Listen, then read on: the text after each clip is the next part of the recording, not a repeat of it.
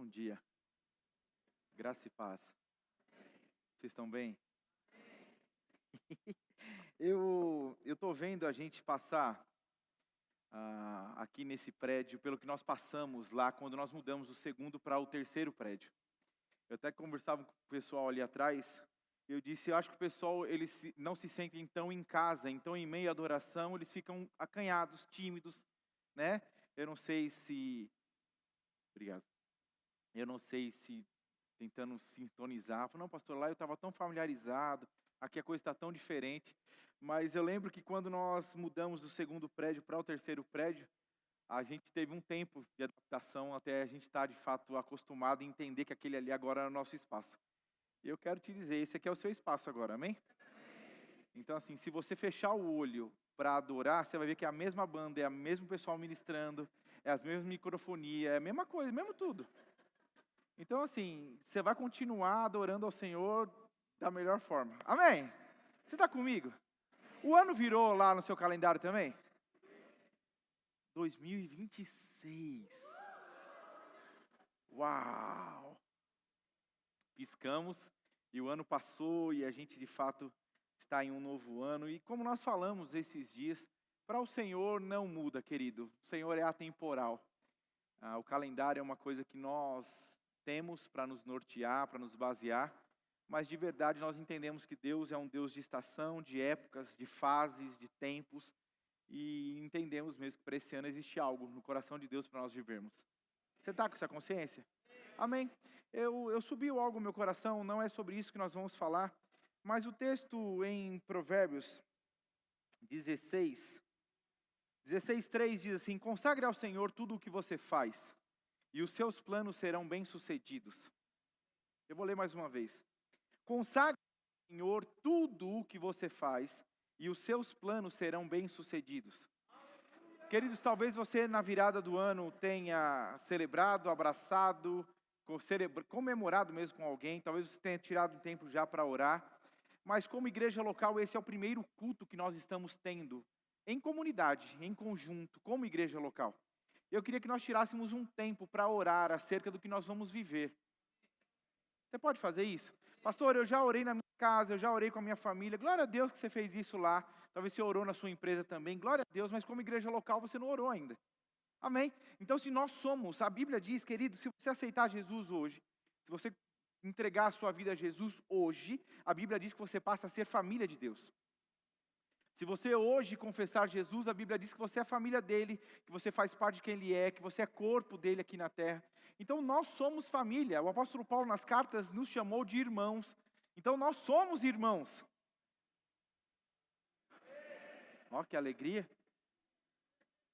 Amém? Eu queria que você ficasse de pé, nós vamos orar um pouco. Eu quero que você consagre mesmo. Vamos começar pela sua vida e depois talvez os seus planos. É maravilhoso pensar que o Senhor diz, consagre ao Senhor tudo o que você faz. Isso dá uma ideia, querido, e quando você fala de consagrar, você está falando de dar a outro o direito sobre. Eu não sei se você viu em outras religiões, quando se fala de consagrar, existe toda uma separação, um voto, sacrifício. Existem coisas que são feitas para caracterizar, essa pessoa agora tem um dono. Eu me lembro de uma pessoa que ela antes de se tornar cristã, ela era de uma outra religião e ela fez esses pactos, esses vínculos, essas alianças. E ela disse que ela não podia passar por nenhuma porta sem que antes ela girasse. Ela falou, eu preciso girar para passar por uma porta, porque se eu não girar, a entidade me possui. Então já aconteceu em algumas situações, em porta de ônibus e tudo mais, e ela estava falando como aquilo de alguma forma se tornou uma escravidão para ela. Você está comigo? Então eu quero que você entenda, o diabo ele entende que uma vez que a pessoa se consagra, ele é dono dela. Está comigo? Só que você também tem um dono.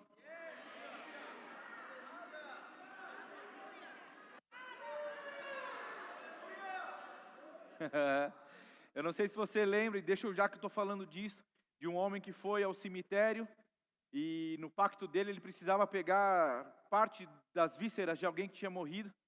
E quando ele chega lá para poder pegar as partes daquele corpo, tem um anjo enorme na frente do túmulo.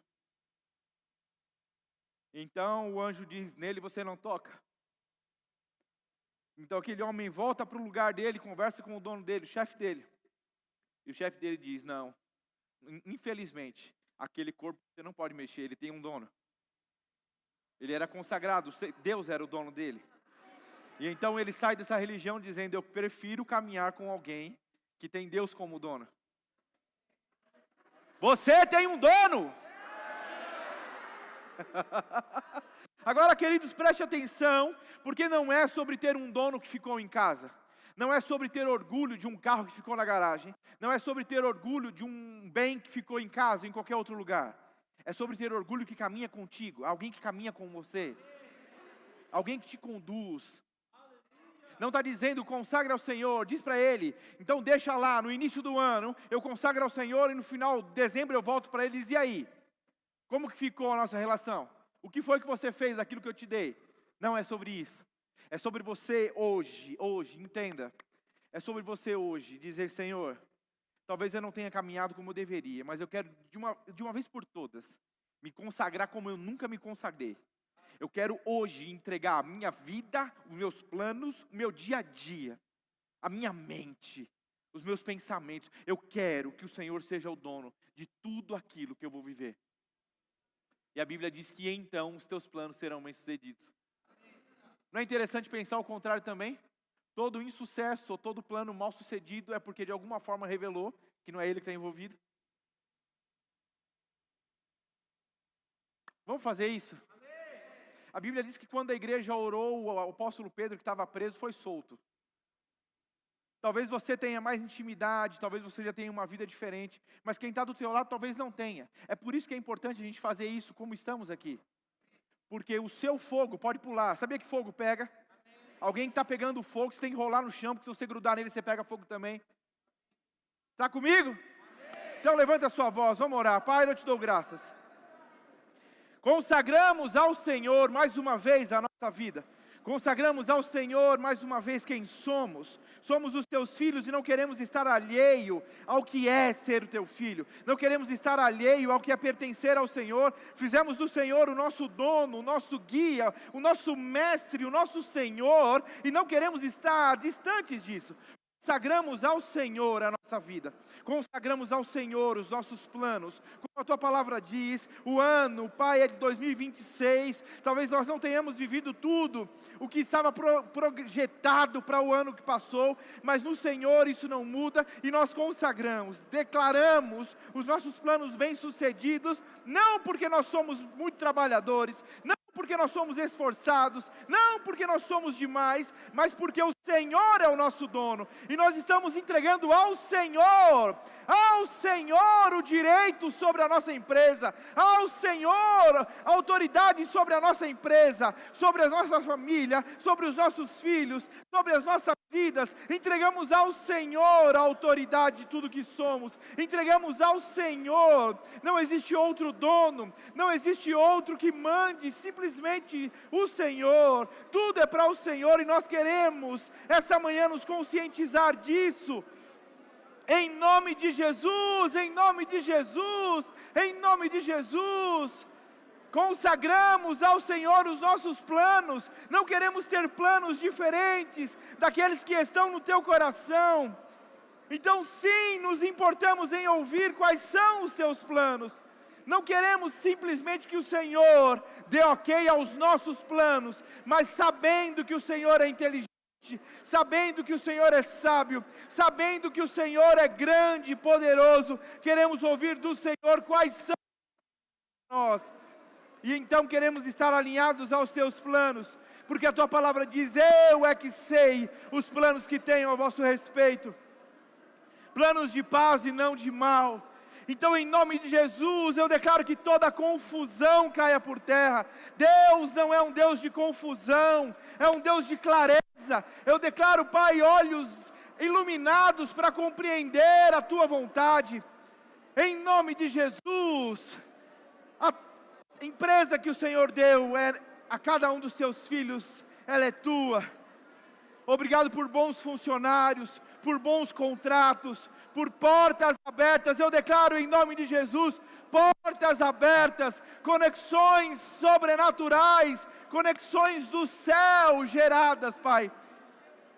Obrigado, obrigado, obrigado, Pai, eu te dou graças, porque os planos que estão no seu coração irão ser executados e vivenciados por nós. Nós cremos sim, planejamos sim, além do nosso alcance, além da nossa força, além do nosso braço, porque sabemos que é o Senhor quem nos patrocina, que é o Senhor quem nos acelera, que é o Senhor quem nos capacita. Em nome de Jesus, em nome de Jesus, homens e mulheres mais sensíveis no teu espírito, homens e mulheres com mais fome do Senhor, com mais fome do Senhor, buscaremos mais de Ti. Não seremos, Pai, ignorantes, não seremos, Pai, pessoas que não desejam compreender a Tua vontade a nós, mas nós sim iremos nos esforçar para compreender, para entender, como a Tua palavra diz, o apóstolo Paulo dizendo, mas busque compreender qual é a vontade do Senhor. Em nome de Jesus, a Tua palavra diz que o Espírito da verdade habita em nós. Eu declaro, Pai, os Seus filhos guiados em toda a verdade, vivendo a verdade, provando da verdade, em nome de Jesus.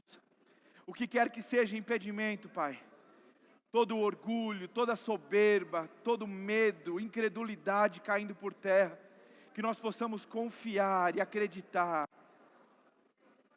A Tua palavra diz que assim como o homem imagina e se vê em sua alma, assim ele é.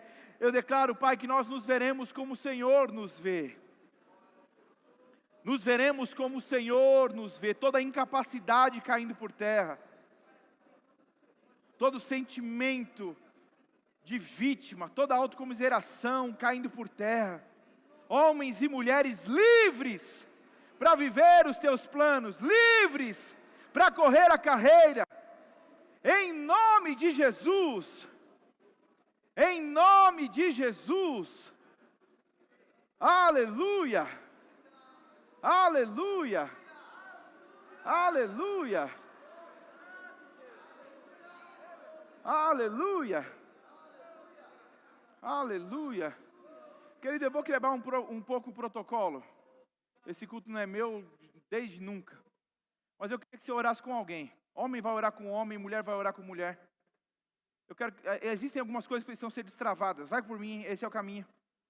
Você consegue abençoar a vida de alguém? Você consegue orar por alguém? Vá até alguém e ore por essa pessoa.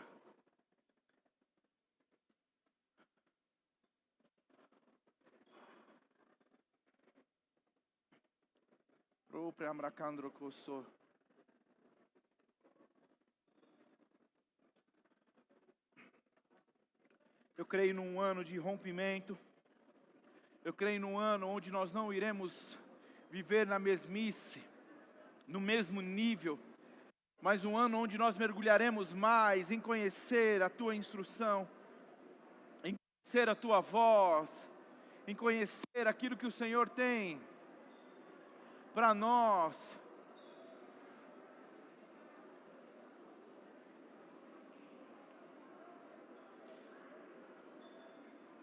Em nome de Jesus. Obrigado, Senhor. Obrigado, obrigado. Obrigado. Somos Teus filhos, somos os Teus filhos. E cremos num ano sobrenatural, a começar em nós, por nós, consagrados ao Senhor. Somos Teus, Pai. Somos Teus, Pai. Somos Teus, Pai.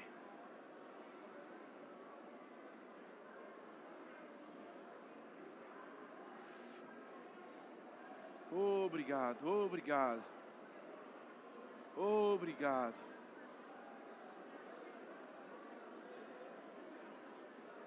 Consciente de quem somos, consciente de quem somos, consciente do que iremos viver, Pai. Em nome de Jesus, homens e mulheres cheios do Teu Espírito.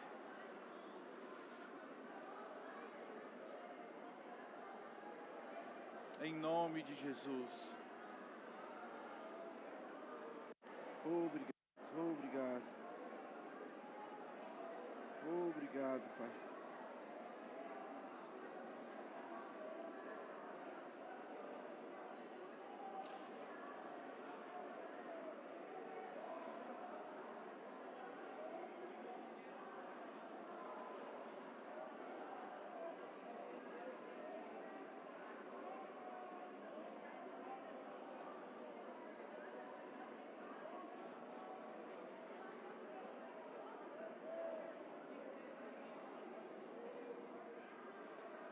Obrigado, Senhor. Somos Teus. Somos Teus.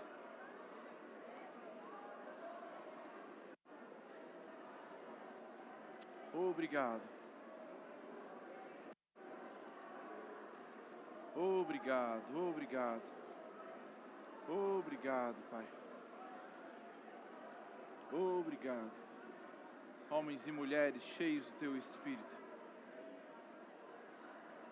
Obrigado. Fogueados, Pai.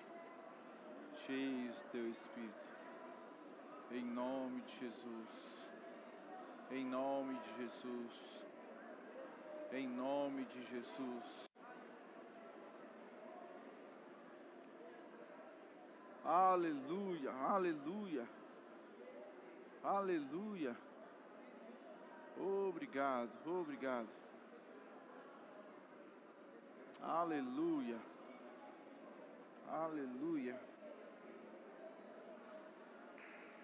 Obrigado, obrigado. Aleluia. Aleluia. Glória a Deus. Glória a Deus. Aleluia. Aleluia. Se você foi acabando, pode voltar para o seu lugar. Aleluia.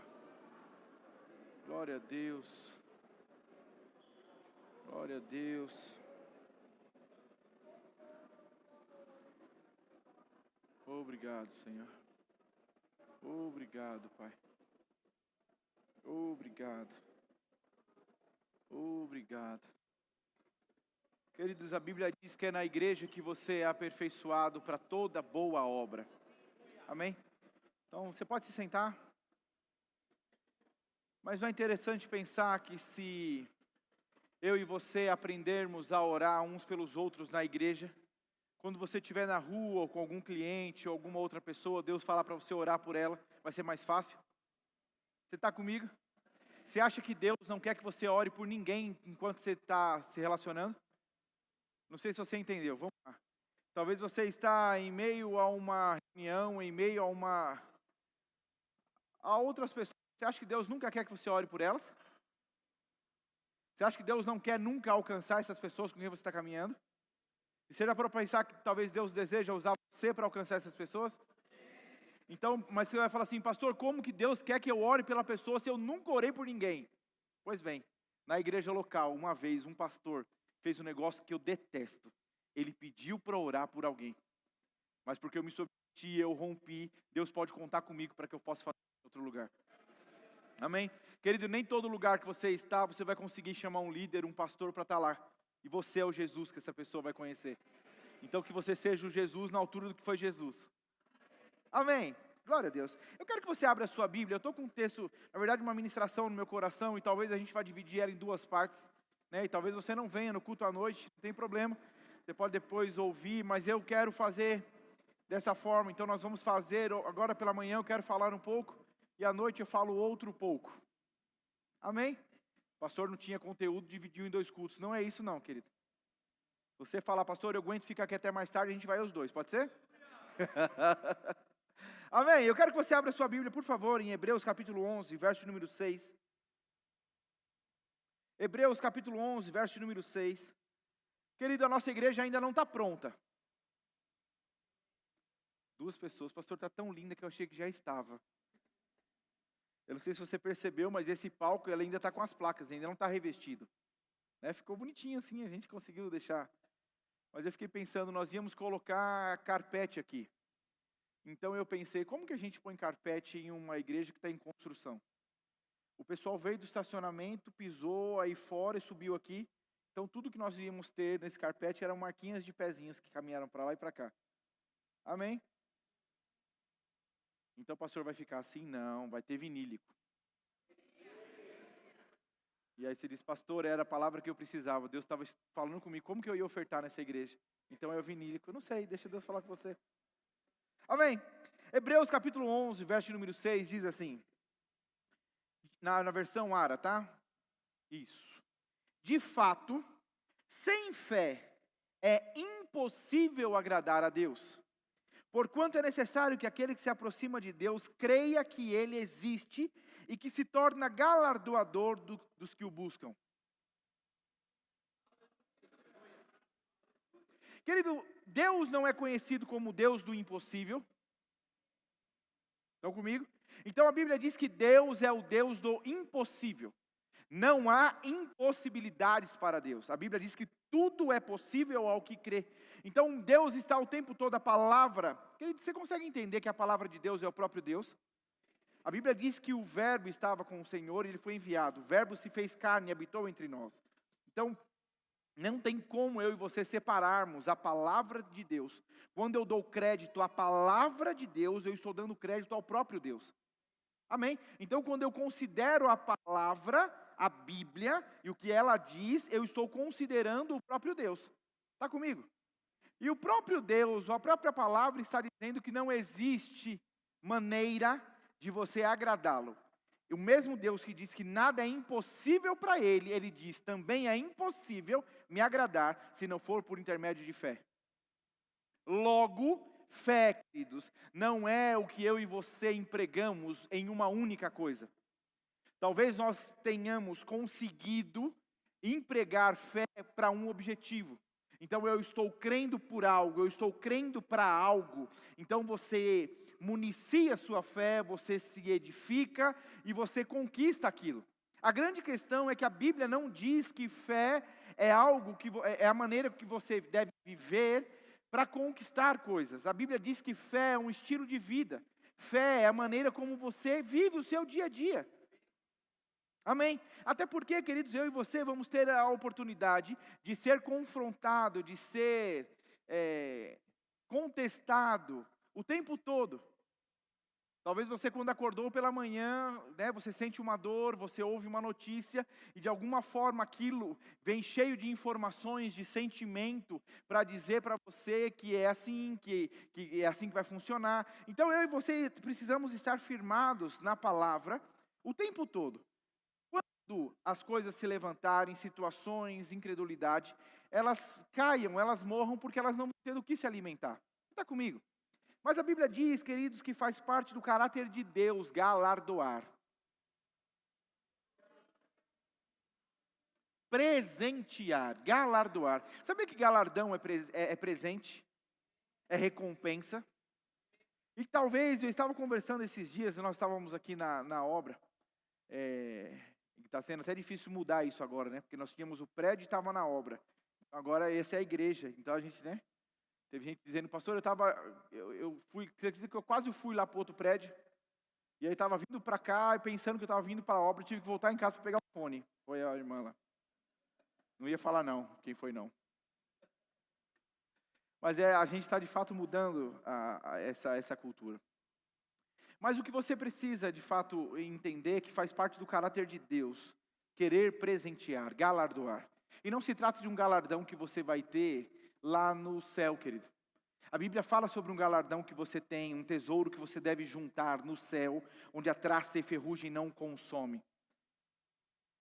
Quem é mais gordinho pensa que é frango fritando. Já viu isso? Ó, mas é a telha estralando, tá vendo? Não é porque tá nada não, tá tudo bem. Mas quem é mais gordinho pensa que é frango fritando. Mas volta para cá. Então, o galardão que o Senhor tem para mim e para a sua vida não é só no céu. Amém? Você precisa entender, existe uma novidade de vida, existe dias maravilhosos que Deus quer que você viva aqui. Eu não sei o que você aprendeu, mas talvez você era da igreja da irmã que passou aqui da Cimara. E você tinha aprendido que quer vitória, vai chorando, geme e chora. Que a vitória não é, que a prova está aí mesmo, porque Deus quer te testar, quer te provar. Mas faça o rema, aprenda a palavra de Deus e entenda que Deus não trabalha desse jeito. Amém? A Bíblia diz que sem fé é impossível agradá-lo, porque quem se aproxima dele precisa crer que ele existe. E ele poderia parar aí, mas ele continua, e que é galardoador daqueles que o buscam. Querido, não tem como, preste atenção, o que a Bíblia está dizendo é que não tem como você buscá-lo e não receber dele recompensa. Sabe que de repente você buscar água no filtro, vamos lá, um exemplo bem bobo, mas você vai buscar água no filtro e não tem mais água no galão? Você foi buscar algo e foi frustrado, no Senhor não existe isso. No Senhor não existe isso. Não existe o que você vá buscar em Deus que Ele não tenha para te compensar, para te presentear. Amém? Amém? Então eu quero falar um pouquinho a respeito disso. A Bíblia diz assim, em Hebreus capítulo 11, verso número 1, diz assim: Ora, a fé é a certeza de coisas que se esperam, a convicção de fatos que não se veem. Amém? Vou ler mais uma vez. A fé é a certeza das coisas que se esperam. A convicção. A Bíblia não está falando de talvez, de sei lá. A Bíblia está falando de palavras. Queridos, preste atenção. Ela fala de certeza e ela fala de convicção. Alguém que tem certeza, que é convicto, é alguém que deixou margem para você estar em dúvida? A Bíblia diz que a fé é a certeza das coisas que se esperam, a convicção de fatos que ainda não se veem. E eu queria conversar com você e entender algumas coisas. Eu sei que se você está há algum tempo nessa igreja, você já aprendeu sobre isso. Mas eu quero ser muito fiel mesmo ao que o Senhor colocou como instrução para mim nessa manhã ou nesse dia. Nós estamos em um culto de ceia, primeira ceia do ano. Amém. Não é interessante pensar que esse ano marcam 12 ceias? E se a gente pensa assim, o ano fica bem mais curto? Não é? Aleluia. Mas nós estamos, queridos, eu e você não podemos entrar em uma ceia e sair em outra, e ir para uma e ir para outra do mesmo jeito. Deus precisa nos encontrar mais amadurecidos, mais sensíveis, mais dele. Amém. Você consegue olhar para você e entender que o seu nível de fé aumentou? Você consegue olhar para você e ver que você tem andado e vivido seus dias de fé, a fé do tamanho de Deus mesmo, da fé do tipo de Deus, a fé que Deus compartilhou mesmo no meu coração? Olha o que a Bíblia diz em Hebreus 12, 2, diz assim: olhando firmemente para o autor e consumador da fé, Jesus, qual, em troca da alegria que lhe estava proposta, suportou a cruz, não fazendo caso da ignomia, e está sentado à destra do trono de Deus. A Bíblia diz que eu e você temos uma maneira de viver os nossos dias aqui, e é olhando para o autor e consumador da nossa fé. Querido, a minha e a sua fé, ela tem um autor, ela tem um ponto de segurança, e é Jesus Cristo. Jesus Cristo é esse ponto de conforto, de segurança. Sabe o que é olhar para alguém? Vamos trazer isso. Queridos, quando você olha para uma estrutura, quando você olha para algo que você sabe que aquilo é forte, é consolidado, aquilo te traz segurança. Eu vi um exemplo esses dias que eu fiquei bem... eu acho ele maravilhoso. Ele estava ministrando a respeito de fé. E ele falou... Imagina que nós temos, hipoteticamente, né? Imagina que nós temos alguém que começou a passar mal e essa pessoa passou mal e é um problema do coração, nós identificamos.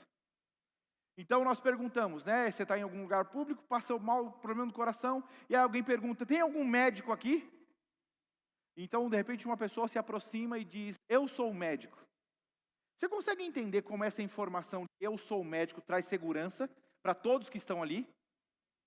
Você não conhece a qualidade do médico, você não sabe há quanto tempo ele é médico, você não sabe nada. Mas ele chegou dizendo, eu sou o médico. Todo mundo diz, Ele vai resolver. Está comigo? E se esse médico diz, eu sou cardiologista? Meu amigo, se o problema é no coração. Então, assim, de verdade, eu e você precisamos entender que em Jesus, Ele é tudo o que precisamos.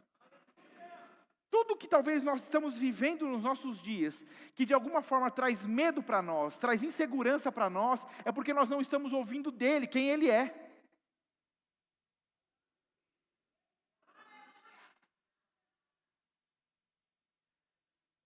Então a Bíblia diz que quando eu olho para Jesus, eu tenho nele essa segurança de alguém que vai viver o que Ele mesmo tem para mim. Tendo os olhos fitos no autor e consumador da nossa fé. Não é alguém que fracassou. Não é alguém que a gente olha dizendo, poxa vida. Não sei se você sabe, mas alguns anos atrás nós estávamos lá na igreja sede. E então cantávamos a música, prostro-me diante da cruz, vejo o que de Jesus? O sangue. Vejo o sangue de Jesus, que já estava soprando errado. Vejo o sangue de Jesus, nunca houve amor assim. E então o pastor Bud subiu para pregar logo em seguida dessa música e disse, essa música está errada, irmão. Você imagina que gostou? Eu não lembro quem ministrou a música nesse dia, mas subiu e disse, essa música está errada. Eu e você não precisamos nos prostrar diante da cruz, a cruz está vazia. Jesus está no trono. Me prostrar diante da cruz dá a ideia de um Jesus que está morto, que não venceu, que não ressuscitou. Mas quando eu olho para uma cruz vazia, entendo que existe um trono, que Ele está assentado, isso traz segurança. Você está comigo? Então quando eu olho para Jesus, eu não olho para um Jesus que está morto, querido. Em alguns lugares você entra e vê um Jesus pregado na cruz, e aquilo pode trazer para você uma reflexão, de um sentimento de, poxa, Ele pagou um preço que eu deveria pagar. Mas não é esse lugar que Ele está. Então eu e você não devemos ter em lugar nenhum uma cruz com Jesus pregado ainda. Sei lá, joguei. Está aí. Amém? Porque Jesus não está na cruz, Ele está no trono. Aleluia. Então a Bíblia diz, olhando firmemente para o autor e consumador da fé, Jesus. Romanos 12, 3, eu vou ler bastante versículo, então você precisa prestar atenção. A Bíblia diz assim em Romanos 12, 3, porque pela graça que me foi dada, digo a cada um dentre vós, que não pense de si mesmo, além do que convém, antes pense com moderação, segundo a medida da fé que Deus repartiu com cada um. A Bíblia diz que Ele repartiu uma medida de fé com cada um que aqui está. Amém? Agora cabe a mim e a você, o que fazer com essa medida? Você lembra do exemplo que o Senhor saiu e Ele deu um talento, 2 talentos e 5 talentos, estão comigo? Querido, eu e você precisamos entender, aquilo que foi dado a mim e a você, essa medida de fé que foi nos dada, precisa ser desenvolvida por mim e por você. Ainda pegando o gancho do que a Simara falou aqui no Experiência Rema, a Bíblia diz em Judas, no capítulo 1 de Judas, a Bíblia diz que eu e você, quando oramos em outras línguas, nós edificamos a nossa fé santíssima. Então a oração em outras línguas é uma maneira de você edificar a sua fé. Está comigo? Então tá, a Bíblia diz que então Deus repartiu fé com cada um, uma medida de fé com cada um de nós. A Bíblia diz em Efésios 2:8, porque pela graça sois salvos, mediante a fé, e isso não vem de vós, é dom de Deus. Querido, você não é salvo por boas obras, você não é salvo porque você quis, porque você é bonzinho. A Bíblia diz que você é salvo pela graça por intermédio da fé em Cristo Jesus. Então eu creio que Jesus pagou um preço. E esse preço, essa graça me salva. Você está comigo? Pastor, você está falando de coisas que eu já sei. Eu sei, eu também já sabia. Mas assim, não é maravilhoso a gente estar nesse lugar de segurança? Mas eu quero que o irmão Hegel, ele fala que fé é agarrar as irrealidades da esperança e trazê-las à dimensão da realidade. Então, querida, a Bíblia diz, gosto de um exemplo que eu vi há um tempo atrás, que fé é como uma mão.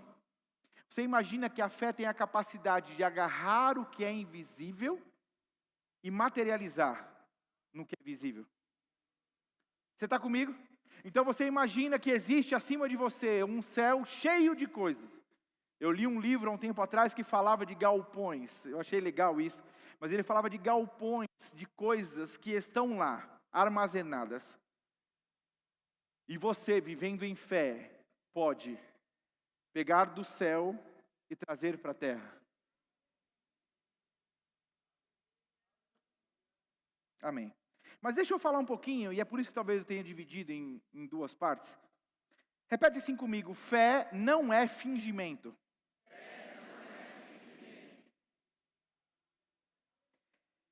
De acordo com o dicionário Aurélio, da língua portuguesa, fingir é simular, aparentar, imitar, fantasiar. Fé não é fingimento.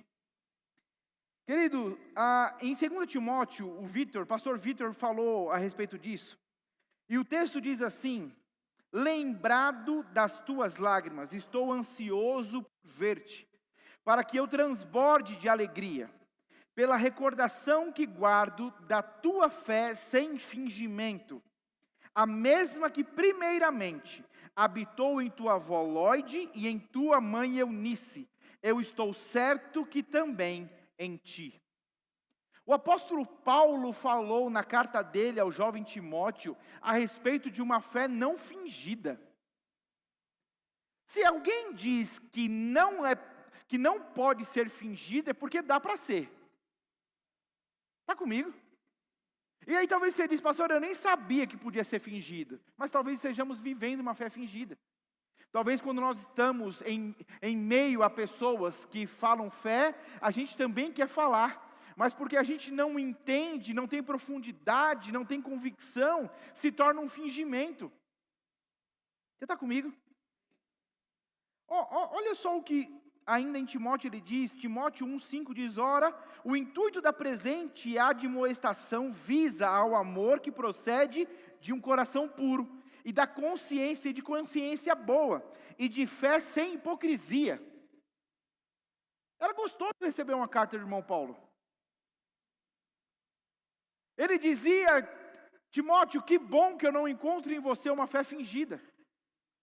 Porque eu vi isso na sua avó e na sua mãe, e você também é alguém que entendeu o que é fé e anda como alguém que crê. Está comigo? Então, queridos, a fé, ela não é fingimento. E não pode ser na minha e na sua vida. Você não pode fingir crer. Crer é convicção. Olha que interessante, vamos falar um pouquinho a respeito disso. O que a Bíblia diz em Marcos 11, 22, diz assim: ao que Jesus lhes disse: tende fé em Deus.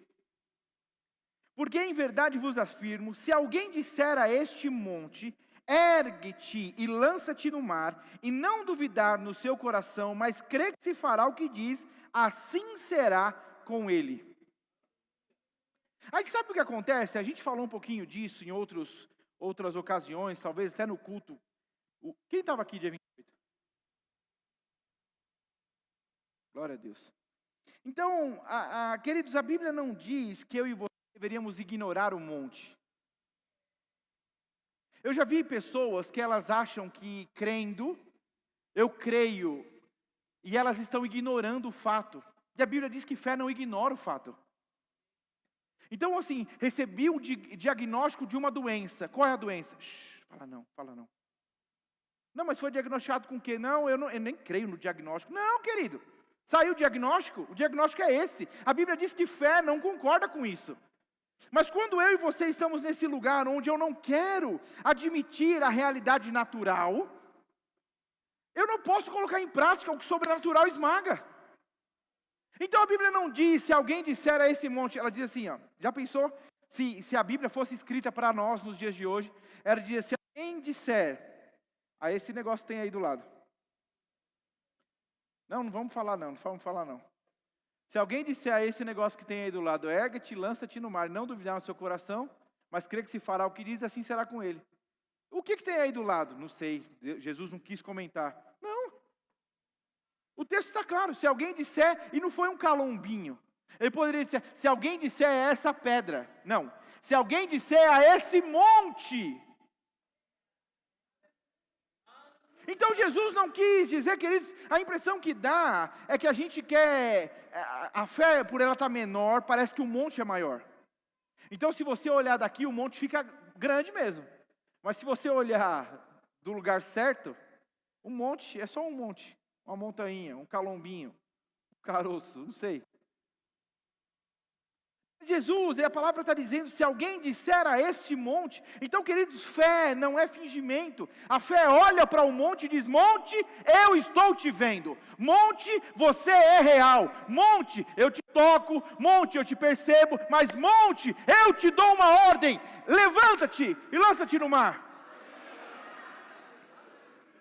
Então não dá, queridos, de verdade, a nossa timidez em talvez falar da montanha, eu não estou falando para você conversar com a montanha, dançar com a montanha, subir na montanha, criar casa na montanha, não é disso.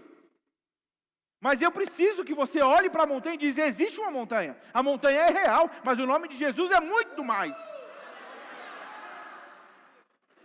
Então eu e você, se não estivermos convictos do que a palavra diz, a gente vai querer ignorar a montanha. E a Bíblia diz, querido, fé não é ignorar o que está sentindo. A fé não é ignorar o que está percebendo. A fé é dizer, existe a dor, existe o diagnóstico, existe a falta, existe. Mas existe o nome de Jesus, que é maior. Então assim, nós somos tão... A gente recebe um diagnóstico e a gente vai para a internet, a gente pesquisa tudo sobre o diagnóstico. As consequências, o que acontece, o próximo passo, como será. Não é assim? Então atrasa um boleto, qual é o juros do boleto, porque não vai pagar o boleto, porque quando atrasar 2, quando atrasar 3, o que acontece. A gente sabe tudo, mas se eu perguntar para você um versículo, 2 versículos, ou o que a Bíblia diz sobre isso,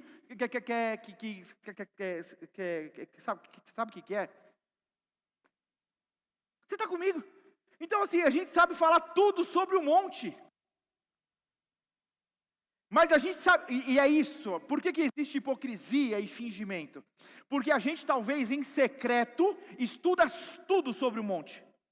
A gente sabe o tamanho do monte, a circunferência do monte, as árvores frutíferas do monte, a gente sabe o pico do monte, a gente sabe tudo do monte.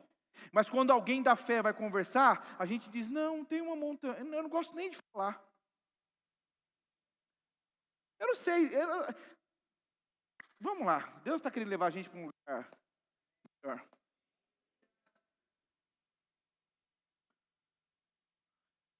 Pastor, aqui eu não tenho prazer em falar do monte, mas Deus nunca disse para você ter prazer. É entender, o monte está lá. Mas ele não é maior que o nome do meu Deus. Ele não é maior que o nome de Jesus.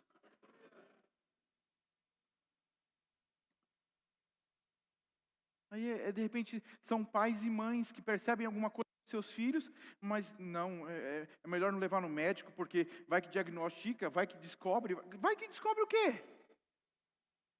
Vocês estão aqui? Querido, qual é o nome da montanha? É uma montanha.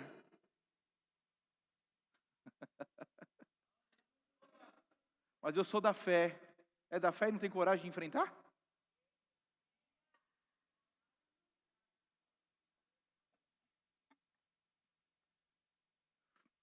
Queridos, de verdade não é sobre fingir ter fé, é sobre ter fé de verdade. E fé de verdade é uma coisa que você constrói. Você precisa ter a convicção. E convicção, meu amigo, é não abrir para um trem. A convicção, de verdade, se alguém sugeriu e você vacilou, você não está convicto. Convicção, certeza. Isso é fé.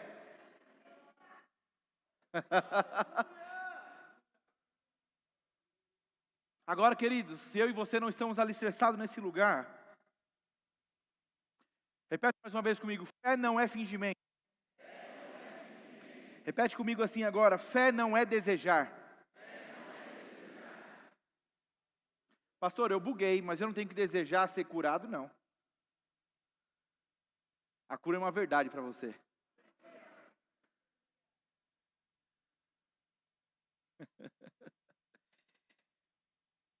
Em Marcos 5, a partir do verso número 25, a Bíblia vai falar, eu vou tentar ganhar um pouco mais de tempo aqui, mas a Bíblia vai falar de uma mulher do fluxo de sangue. A Bíblia diz que a mulher do fluxo de sangue desejou ser curada por 12 anos. E sabe por que ela desejou? Porque ela gastou tudo o que tinha procurando cura. Eu não acho que aquela mulher tinha 100 reais e gastar tudo o que tinha era gastar os 100 reais. Eu ainda vi um pessoalzinho colocando no dia 30 de dezembro, colocando o que eu tenho de dinheiro dá para viver todo esse ano ainda. Só faltava um dia. Eu não acho que aquela mulher era alguém que vivia assim. Vou pegar meus 200 reais. Eu às vezes vou em alguma loja com a Luísa e ela está feliz da vida para comprar um monte de coisa. E em tom de brincadeira eu pego 2 reais e diz, vai lá, gasta tudo, mas com moderação. Ela olha para mim e diz, pai, sério?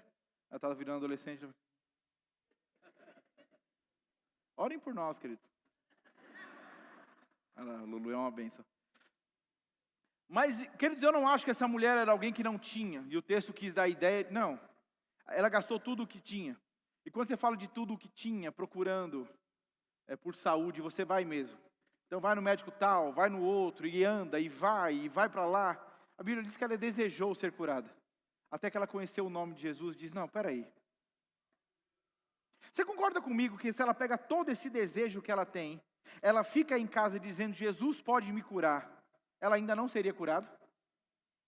Então não era o desejo de ter saúde que ia fazer ela ser curada. O que fez essa mulher ser curada foi fé.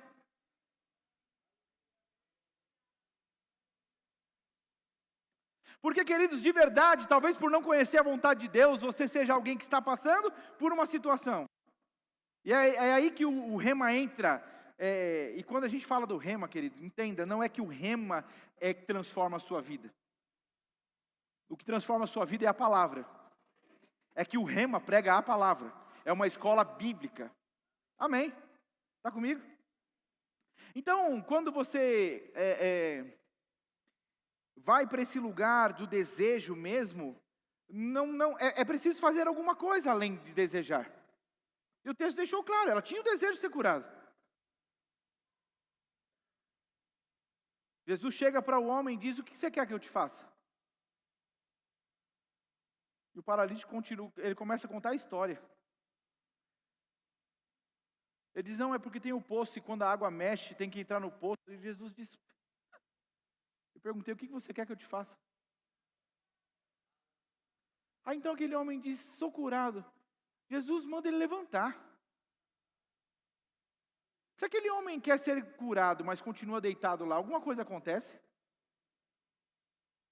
Quando Pedro e João estão passando na porta do Templo Formosa, um homem pede uma esmola. O que eles dizem para o homem? Levanta e anda. Eu não tenho prata e nem ouro, mas o que eu tenho eu te dou. Em nome de Jesus, levanta e anda. Então, queridos, não é desejar, porque desejar você pode desejar. Mas é preciso entender, pois você está desejando o que já é um desejo ou uma vontade consumada em Jesus. Aqui, essa mesa, que a propósito ficou longe, dá para deixar ela mais perto. Essa mesa, querido, ela não está aqui para decorar o palco. Lembra que eu falei, Jesus está sentado no trono. Talvez eu e você, por não conhecermos a verdade, estamos desejando coisas que a cruz já garantiu como direito. Eu me lembro quando eu estava fazendo rema e nós ouvíamos uma música e a música dizia assim, me dá poder de filho. Já ouviu essa música? Me dá poder de filho porque está na hora de eu andar sobre as águas. E a gente fazendo remo e diz, está totalmente fora essa música. Como que eu peço para Deus me dar poder de filho se eu já sou filho? E talvez nós estamos cantando coisas que não estamos atentos mesmo ao que Jesus já falou. Você está aqui? Então, queridos, fé não é desejar. Repete comigo, fé não é desejar. Repete comigo agora, fé não é sentimento. A Bíblia diz em Romanos 4,19, e sem enfraquecer na fé, embora levasse em conta o seu próprio corpo adormecido. amortecido, sendo já 100 anos, e a idade avançada de Sara. Você percebe que o texto não está dizendo que Abraão ignorou? Lembra que eu falei do fingimento? Queridos, não é só, você imagina o sentimento que teve que lutar. Não tinha botox na época. Esses dias eu vi um tutorial, uma mulher de 78 anos, que ela começou a se produzir, e botou umas fitas, e botou uns negócios, se maquiou, ela rejuvenesceu uns 35 anos. Mandei para a Camila, falei, dá uma olhada nisso.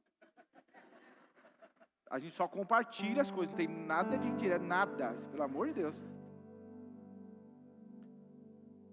Mas não tinha. Sara não ia para o espelho se retocar toda, para chegar para Abraão e Abraão achar que ela tinha de novo 40 anos. Não. E não é sobre você ignorar, não é o sentimento. Se fosse antes, se fosse quando mais nova. Não, querido, Deus prometeu, está com 100 anos, não tem problema não, vai nascer. Então fé não é um sentimento, porque você pode não estar se sentindo o melhor, você pode não estar se sentindo a melhor. Eu não acho que Sara com 100 anos estava se sentindo a melhor mãe do mundo. Mas a Bíblia diz que ela não considerou, Abraão não considerou, Sara não considerou o seu corpo. Você está aqui? Querido, a Bíblia diz, quando Jesus chega para ressuscitar Lázaro, ele já cheirava mal. Então você imagina que para todos, e quando ele chega, Maria vai ao encontro de Jesus e diz para ele, Jesus, você chegou tarde, Jesus, não dá mais não, Jesus, ele já não está legal o cheiro dele. Jesus vira para ela e diz, eu não falei para você que se você cresce, você veria a glória de Deus? Tira a pedra. Tira a pedra. Mas o sentimento não é esse. Não, Jesus, a gente já até assimilou a questão do luto, a gente já até entendeu. Não, tira a pedra. Lázaro, vem fora. Fé não é fingimento, fé não é desejar, fé não é sentimento, fé é a convicção na palavra de Deus, naquilo que Deus disse.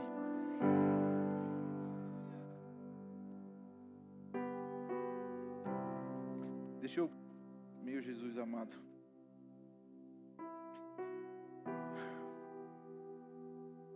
eu e você também podemos entender ou vacilar, porque você está achando que está vivendo em fé, andando em fé, e na verdade o que você está tendo é um assentimento mental. Pastor, o que é assentimento mental? É concordar mentalmente que a palavra é a verdade, mesmo sem ter tal convicção no coração. Então talvez se eu disser para você o versículo, você vai saber o versículo. Talvez se eu disser para você que você crê, você vai dizer que crê. Mas querido, o assentimento mental diante da pressão, diante da notícia, diante do dia a dia, ele vai mostrar que é algo que não tem profundidade. A Bíblia fala sobre você compreender a palavra. A Bíblia fala sobre você entender mesmo, e compreender. Quando ela fala a respeito do semeador que saiu a semear, ela fala sobre cada tipo de solo, né, que são as pessoas que receberam a palavra, mas ela diz que aquela que recebe a palavra, que acolhe no coração e que compreende a palavra, essa frutifica. Então talvez você viu uma ministração, e talvez você precise ouvir ela de novo, e de novo, e de novo, e de novo, até ela cair no teu coração.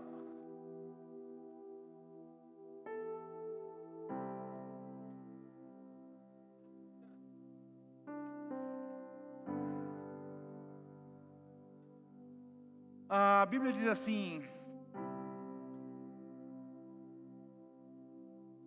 sabemos que estamos em assentimento mental quando dizemos que estamos concordando com o que a palavra diz, que é a verdade, mas não obtemos a resposta das nossas orações e nos sentimos insatisfeitos, pois a palavra parece não funcionar.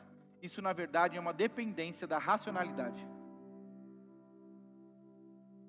Então, se você orou e não se manifestou, se você entrou nesse lugar de que a palavra não funcionou, você tinha um assentimento mental e não uma convicção.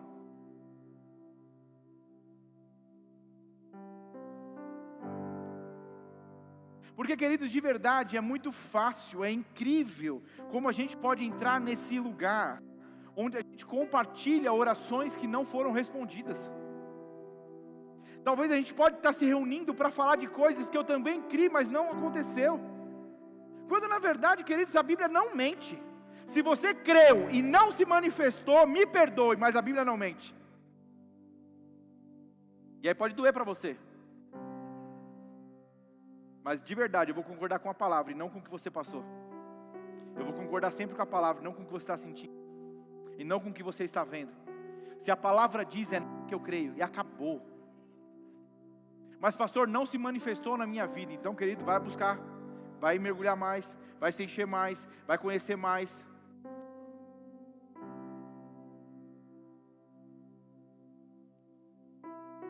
Já cheguei a conversar com alguém e disse: e aí? Quais são os versículos? A pessoa sabe todos os títulos do jogo de futebol, ela sabe todos os jogadores, ela sabe as copas, ela sabe tudo, mas não sabe versículo, não sabe a palavra. Não é jogador nenhum que vai vir te ajudar não, querido. Você pode saber tudo do jogador, você liga para ele dizendo: oh, tem como você pagar um boleto para mim? Ele fala: você nem consegue falar com ele. Mas eu sei tudo sobre você. Pois é, está sabendo tudo sobre alguém que não resolve. É preciso saber tudo sobre alguém que resolve, que resolveu. Não é que ele vai resolver, ele resolveu. Então o assentimento mental é isso. Eu entendi a palavra, eu creio na palavra, mas porque não se manifestou, eu enfraqueço. Eu entendo que não, então... E talvez, queridos, nós vamos passar por pressões onde a gente vai precisar mesmo provar daquilo que nós estamos nos alimentando. Mas não aconteceu. E quem disse que Deus mudou porque não aconteceu?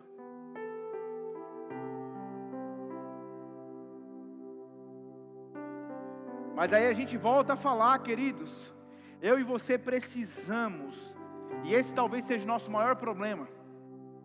Nós, por não entendermos que a vida de fé é uma vida diária, é uma vida vivida diariamente, a gente está querendo crer para coisas pontuais, para situações pontuais, e a gente não está amolando o nosso facão, a gente não está amolando o nosso machado. Então quando precisa derrubar uma árvore, quando precisa derrubar uma coisa, a gente está tendo que bater muito mais, porque não está afiado. Se você está afiado, ainda que não tenha árvore, quando aparece necessidade, 3 machadadas, cabo caiu.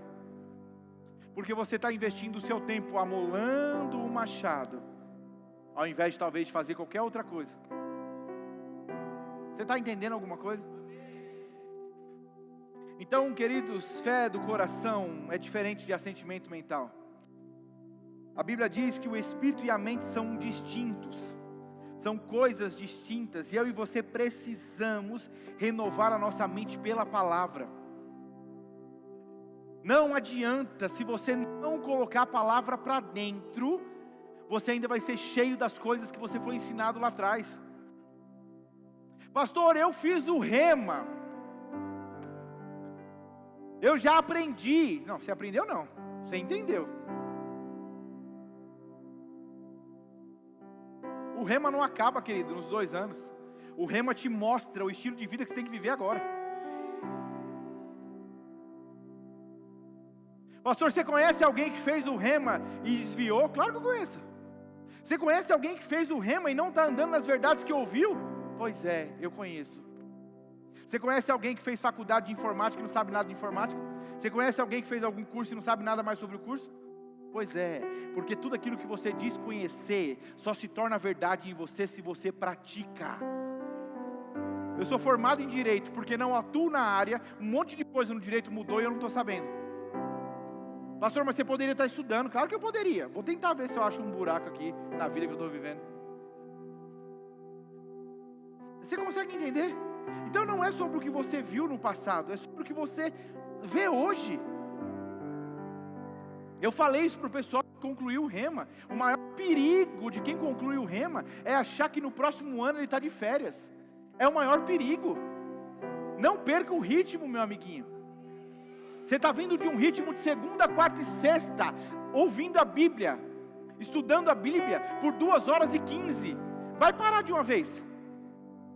Vai estar, nossa, eu não sei, terminei um Rema, estou com uma tristeza. Não é tristeza não. Está entendendo alguma coisa? Querido, você precisa entender que a sua mente precisa ser renovada. A Bíblia diz que eu e você precisamos submeter, levar cativo os nossos pensamentos a Cristo Jesus. Então assim, levar cativo, sabe essa coisa que aconteceu aí agora? De alguém que foi capturado e levado, preso. Estão comigo? É você catar todo o pensamento teu e levar ele para esse lugar. Eu falo isso, eu costumava falar isso para o pessoal na oração, quarta-feira de manhã. A gente ora toda quarta-feira, das 7 às 8 da manhã. E aí eu falo, porque você pode ter acordado, você se arrumou, escovou seu dentinho, tomou seu café e vem para a oração. Só que é muito fácil que você esteja orando, Senhor, obrigado, e daqui a pouco você está pensando, o que eu vou fazer? Então você não é porque você está aqui, que o que você está fazendo está tudo bem. Você precisa constantemente pegar o seu pensamento e trazer para esse lugar. Porque você pode estar me ouvindo, e aí se distraiu com ela que subiu, se distraiu com ele que está tocando, se distraiu, e aí você já não está... Entende? Então você precisa estar condicionando a sua mente o tempo todo, para voltar para esse lugar. E a Bíblia diz que você precisa renovar a sua mente pela palavra, levar os seus pensamentos cativos.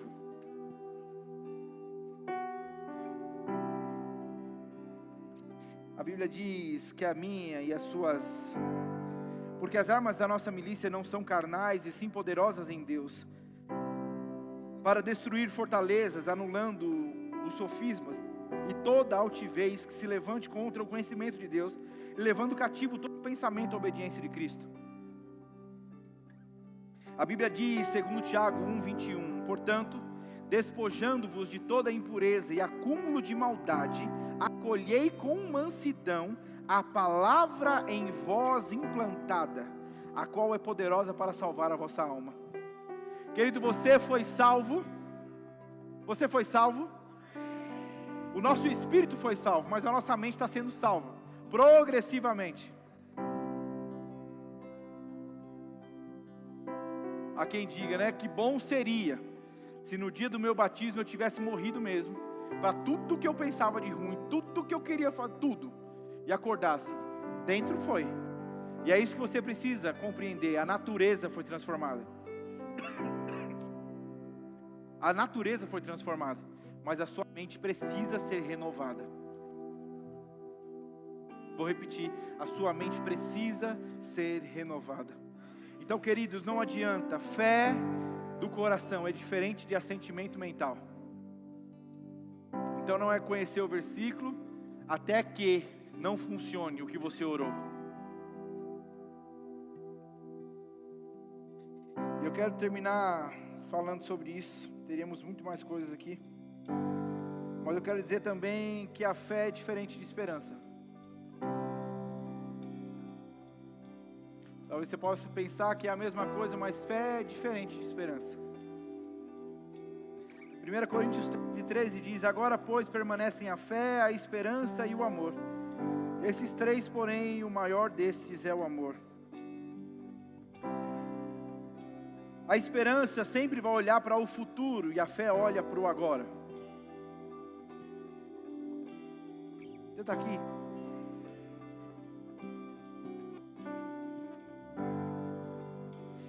Querido, se você crê que aquilo que você tem crido mesmo, declarado, vai acontecer, você está em esperança. Mas pastor, eu não vi manifesto. Pois é, não se manifestou, mas é verdade desde quando você orou. A fé é essa posse imediata. Existem coisas que nós esperamos pela volta de Jesus Cristo. E não importa, você pode crer o que quiser, você só pode crer que Ele vai voltar quando Ele quiser. Mas existem coisas que Deus já disse que é verdade na minha e na sua vida, e não é para o futuro, é para o agora.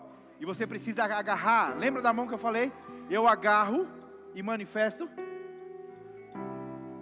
Você está comigo? Querido, eu tentei falar algumas coisas para você. À noite a gente vai falar um pouco mais. Mas assim, eu quero que você compreenda. Deus quer nos levar para um outro patamar. Eu não acho que Deus nos fez viver tudo o que estamos vivendo. Você está em um novo prédio para a gente continuar sendo igreja como nós éramos. Você consegue entender como de alguma forma Deus está querendo ampliar a nossa influência? Ampliar a maneira como nós vamos afetar as pessoas? Isso não vai acontecer por performance não, querido. Você acha que agora porque nós estamos aqui, pastor, você precisa aprender a fazer malabarismo? Eu não sei, você viu, né? Então aqui, pastor, aprende a fazer malabarismo. Então todos os irmãos aprendem a fazer alguma coisa, porque a gente precisa atrair as pessoas precisam chegar aqui e aprender a fazer malabarismo. Não, elas precisam aprender a andar em fé. Elas precisam aprender a viver da única forma, do único jeito que se agrada a Deus. Eu e você não podemos estar acordar pela manhã, pensando que estamos agradando a Deus, porque a única maneira de agradá-lo é em fé. Querido, tudo que não provém de fé é pecado, desagrada. O Verbo Shop está ali para te indicar, para te mostrar um monte de livro. Volta lá, se você já fez o Rema, volta lá, vai estudar a apostila de novo. Vai para Luminar, escuta de novo a matéria. Não acha que você está bonzão não, filhão. Vai de novo.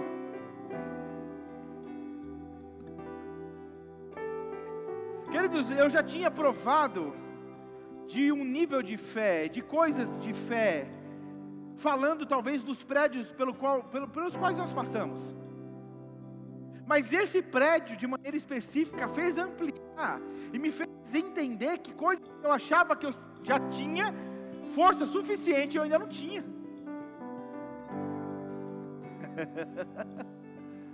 Então as pessoas chegavam para mim e diziam: pastor, como vai ser? E eu por dentro dizendo: vai ser, calma aí que já vai ser, calma. Mas quem caminhou, quem viu, não viu em mim insegurança nenhuma. Pastor, mas não teve nenhum momento em que... Queridos, teve. Mas eu brigava aqui, era uma briga aqui, lembra o que eu falei? Então você se enche, você se fortalece e vamos. Talvez você já aprendeu a viver assim em algumas áreas da sua vida, mas existem outras que você precisa fortalecer. Talvez, você imagina, né? E talvez você conheça alguém que é uma pessoa que treina, e ela treina mais a parte superior. E é quando você olha aquela pessoa de bermuda, você diz: rapaz, você está precisando fazer mais as pernas. Treina a perna também, rapaz. Assim. Está comigo? Está comigo? Mas vamos trazer para um outro lado. Imagine que você olhe para alguém que só treina ao lado direito. Então essa pessoa tem um braço forte e esse daqui é magrinho. Você vai olhar e falar: rapaz, você não acha que seria legal você dar uma pausa nesse daqui e dar uma fortalecida naquele lado ali? Talvez seja isso que o Espírito Santo está fazendo comigo, com você hoje. Porque talvez você está dizendo, enquanto eu ministro, você diz: não, pastor, mas eu passei por isso daqui, ó, eu criei e aconteceu, eu criei e aconteceu, eu criei e aconteceu. Então o Senhor coloca um espelho dizendo: ei, dá uma olhada, olha como você pode fortalecer isso aqui.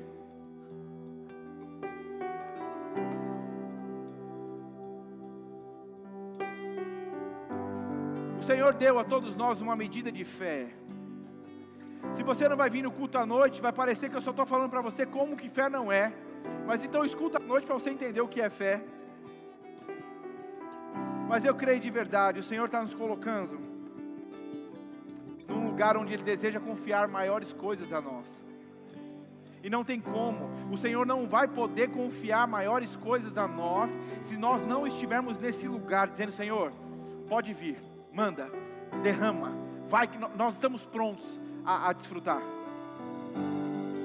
Você não está entendendo, né? Então tá bom, vai começar aqui por mim, não tem problema não. Você pode ficar de pé?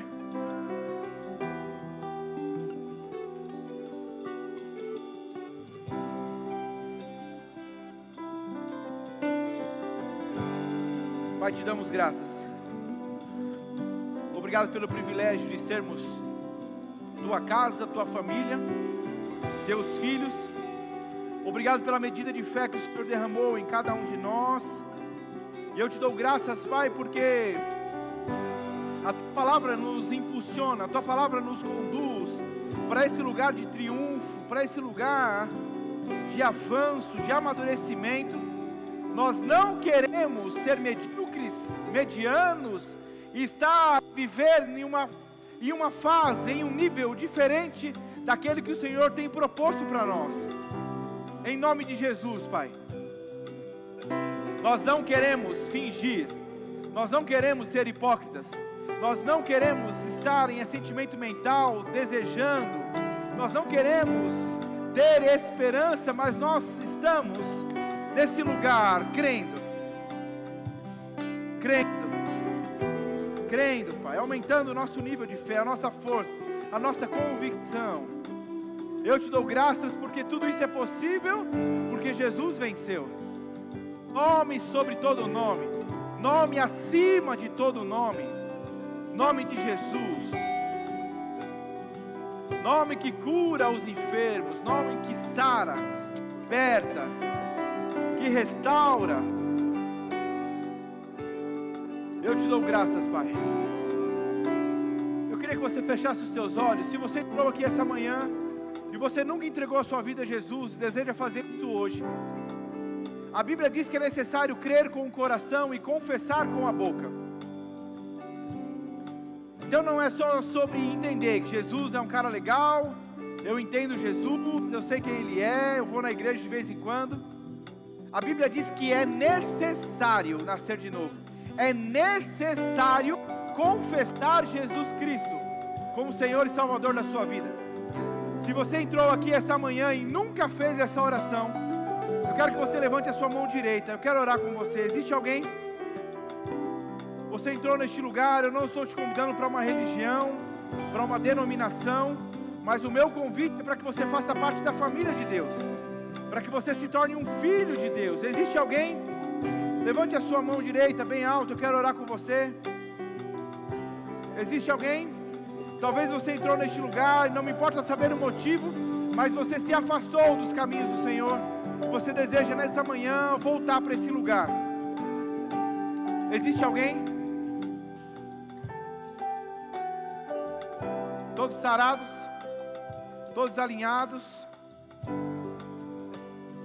Aleluia, aleluia.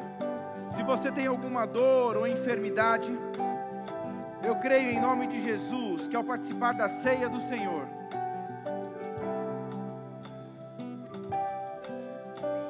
a Bíblia diz: certamente Ele levou sobre si as nossas dores e enfermidades.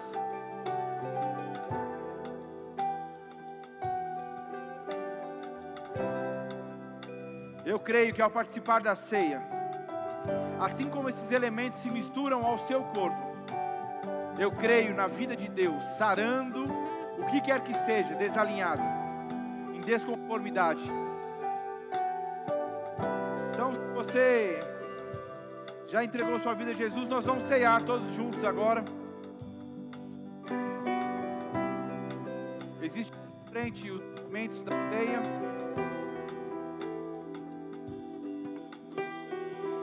Pastor, eu ainda não fui batizado nas águas. Queridos, a Bíblia não tem um versículo sequer que diz que você só pode participar da ceia se você foi batizado nas águas. O critério é que você tenha entendimento do que você está fazendo, que você possa fazer isso consciente. De qualquer outra forma, é apenas alguém que come um pão e bebe um suco. Mas com a consciência correta, o que nós estamos fazendo é algo espiritual. Tem poder no reino do Espírito. Amém. Você pode fechar os seus olhos, nós vamos orar. Pai, em nome de Jesus, a tua palavra diz que esse pão representa, simboliza o teu corpo. O teu corpo que foi pregado, cuspido, furado naquela cruz. E foi justamente por conta do que viveu que certamente levou sobre si as dores e enfermidades. Se fez maldito para que fôssemos feitos benditos. Se fez enfermo, doente para que fôssemos feitos sarados. Se fez miserável para que fôssemos prósperos. Obrigado pelo teu sacrifício naquela cruz. Eu te dou graças, Pai, por esse suco de uva que representa o teu sangue derramado naquela cruz. Nos purificou. Filhos, em nome de Jesus eu te dou graças pelo privilégio de celebrar a tua vida em nós. Em nome de Jesus. Em nome de Jesus. A Bíblia diz: examine-se o homem a si mesmo. Se você tem que pedir perdão para alguém, pedir perdão para o Senhor, faça isso agora. Não participe de maneira indigna daquilo que nós estamos vivendo aqui. Aleluia, nós te louvamos, Senhor. Nós te louvamos. Você pode comer do pão?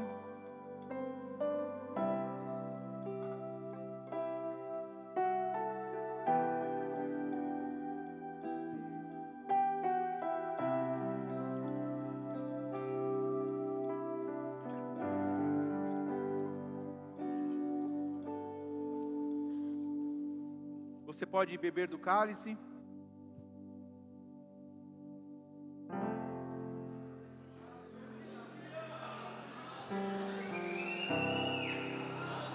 Te louvamos, Senhor.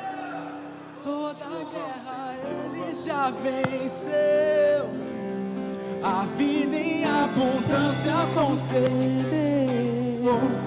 Não sou mais eu quem vive, sim meu Deus, que se entregou por mim. E toda a guerra Ele já venceu. A vida em abundância concedeu. Não sou mais eu quem vive, sim meu Deus, que se entregou por mim. O nome dele é Jesus. O nome dele é Jesus. O nome dele é Jesus.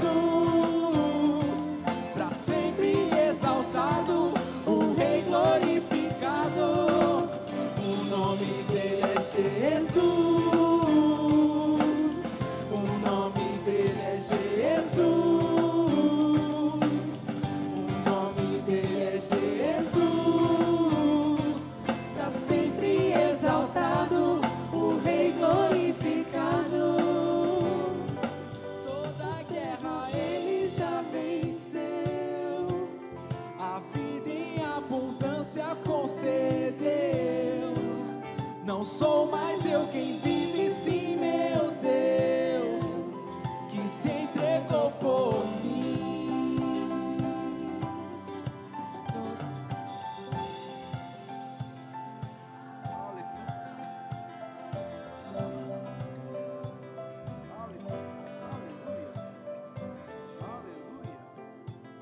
Aleluia.